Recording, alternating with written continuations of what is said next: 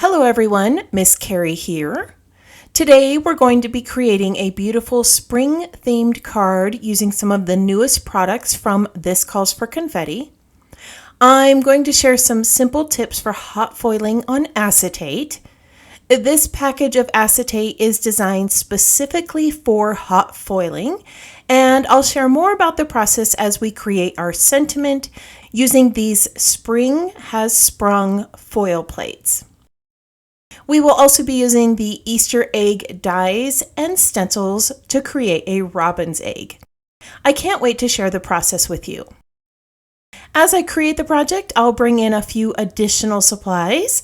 I encourage you to use what you already own, but if you would like a list of the items I'm using, one has been provided for you in the description below, along with my affiliate link to the This Calls for Confetti shop.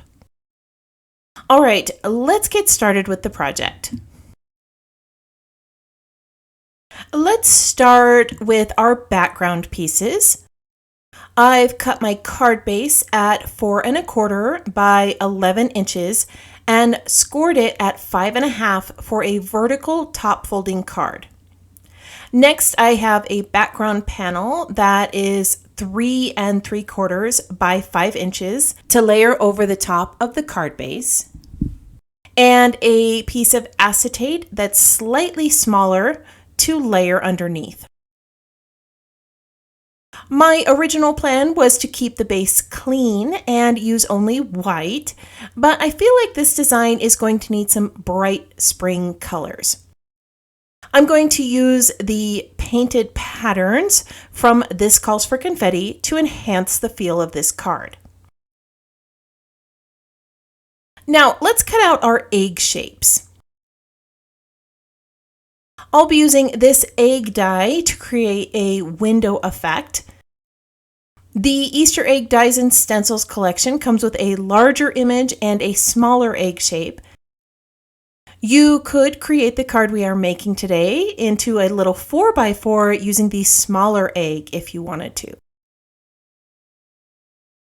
If your die cutting machine is struggling to cut through all the layers, you might need to cut each layer separately and align them afterward.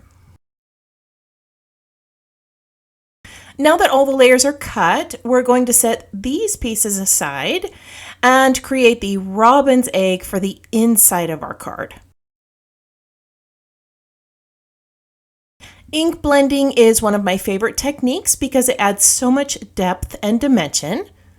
I'm going to start by lightly tracing the egg cutout with a pencil so that I know where to set the stencil. Using a few magnets and low-tack tape, I'll secure this in place. Then I'll bring in a few inks to create the design. I'm starting with Speckled Egg Distress Oxide in the center.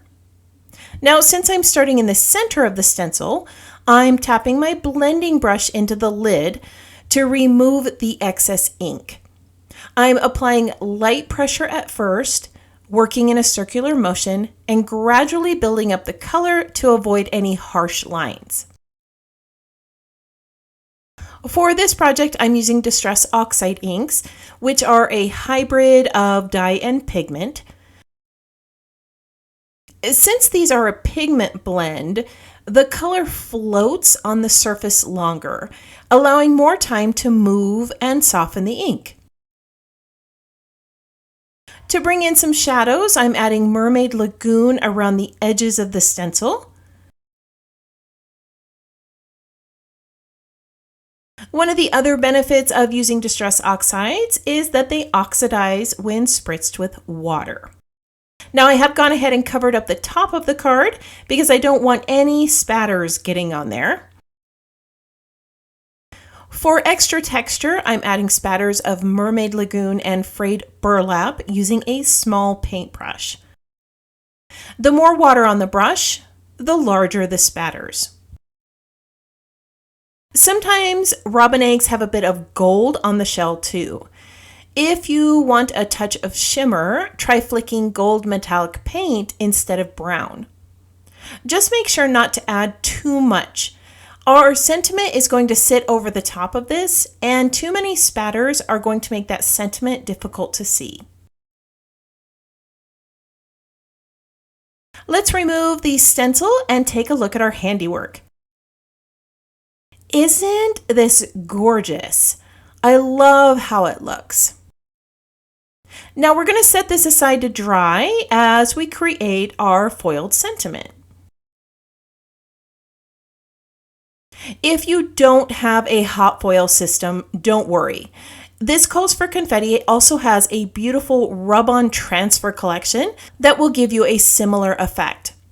These are lovely gold colored sentiments and come with a bunch of spring and Easter designs. I'll add a link to these in the description below. Let's work on the acetate sentiment. Off to the side, my Spellbinder's Glimmer machine is heating up. I'm going to bring in my card panel to help me determine where this needs to sit. When foiling on acetate, always use acetate that is heat resistant, specifically designed for foiling.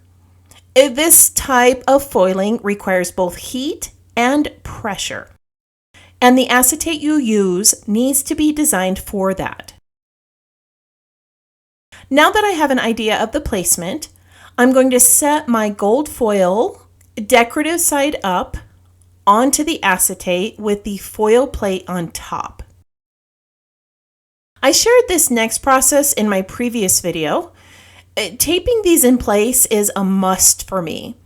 I like to have my foil plate and foil secured well to the material that I'm using. It's also a good idea to remove the excess foil. I forgot to do that when I created this sentiment the first time, and I ended up with a lot of overfoiling. You can see that this was quite a mess. All right, so the light on my Glimmer machine is green, which means that it's ready. I'm going to place the project with the foil plates facing down and press my timer button. All right, now that the timer has stopped blinking, I'm going to carefully remove this and set it into my die cut machine. Let's carefully peel away the foil. I might have missed a few little spots here and there, but I kind of like how it has a more rustic look. If you do this exactly how it's supposed to be done, all of your letters will be nice and solid. I'm still learning. I probably needed a little bit of extra pressure on that acetate. All right, now that all of our elements are ready, let's put the card together. First, I'll adhere the pattern paper over the egg-shaped window. I'm going to use double-sided tape to attach the panel over the acetate. I'm going to carefully lay this over the acetate and press it in place. To adhere this to the front of the card, I'm going to add some more double-sided tape. This card design would also make a great shaker card.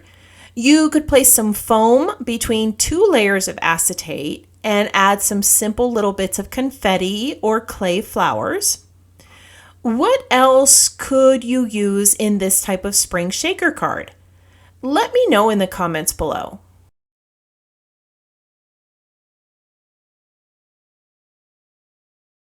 I'm going to add a few die cut leaves for extra detail. I cut these using the Autumn Artisanal die set and spritz them lightly with green ink for a fresh spring-like look. I'm curling the edges and using some foam tape to add some dimension. You could also place a little bunny, a bird, or another egg over the top here. That would be really cute.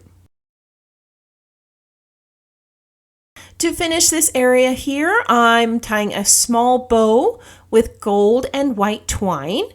This is going to add a natural texture to the card and bring some more gold to the design.